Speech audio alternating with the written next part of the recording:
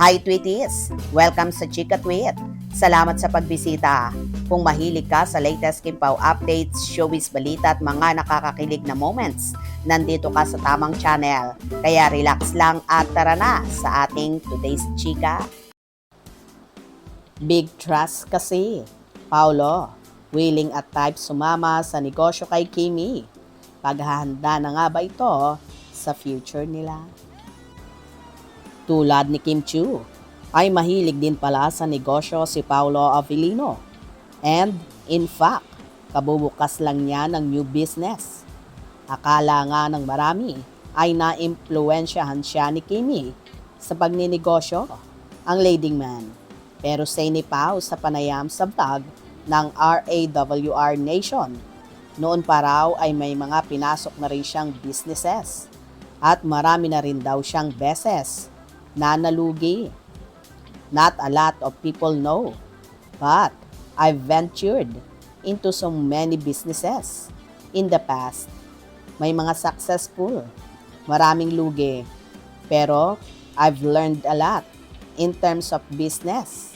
Anya, isang bagay na natutunan daw niya ay talagang kailangang planuhing mabuti at ito raw talaga ang pinaka-importante sa lahat.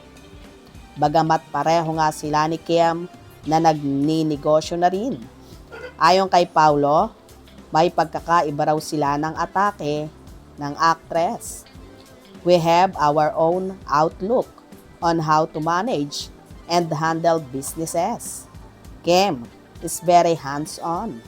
She does everything from like everything. Ako naman, I just choose roles that I know I can do. Paliwanag niya. When asked kung may posibilidad din ba na makasama niya si Kim sa isang negosyo at hindi lang sa mga acting project sa showbiz. Ani Paulo, ay posible naman itong mangyari.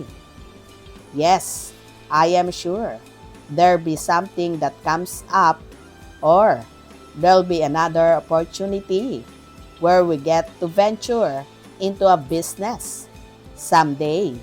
Anya.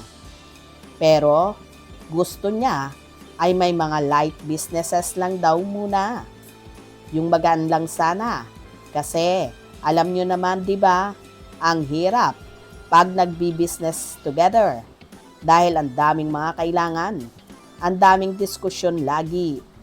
Pero hopefully, we'll find something or hopefully, something will come up in the future. Anya. O di ba? Hindi talaga nagdadalawang isip si Paulo na maki-join sa business kay Kimi sakaling magkakaroon nga sila ng panibagong negosyo. Malaki kasi ang tiwala ng aktor sa dalaga, lalo't nakikita niya pa na hands-on talaga si Kimi.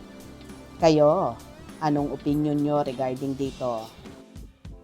Mga katwitis, tumutok palagi para sa latest showbiz updates at huwag kalimutang mag-subscribe, like at pakishare na rin para lagi kang updated.